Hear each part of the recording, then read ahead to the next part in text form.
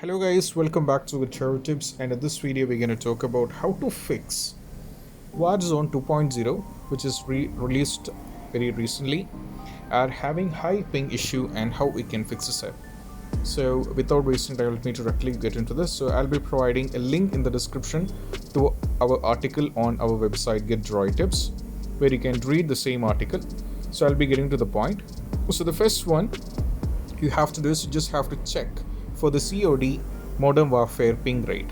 So I'll be giving a link in the description where you can check. So if you go to this, you will be getting this. Just click over there, and most probably you will be able to understand the ping, right? So if it is going through any kind of issues and all those things, you'll be getting to know.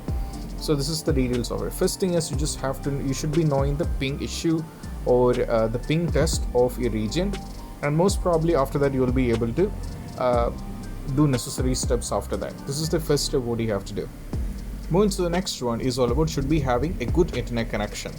So right now I'm connected to the Wi-Fi simultaneously, and in a case you have to connect to the Wi-Fi.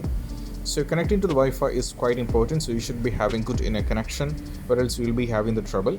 So it is very important that you should be having the good internet connection. Okay, and moving to the next one is all about you have to power cycle the Wi-Fi router. So I can't show that, but I can give you the instruction. Just turn off your router and unplug the power cable from the router as well as in the power source, and just wait for around 1 to 2 minutes, and once it is done, just power on the router, connect it to the network and check again, and that is what you have to do. Moving to the next one, connect it to the nearest region of server, which can be done from your side as well. Also you have to try playing the game on the dedicated servers. That is also quite important.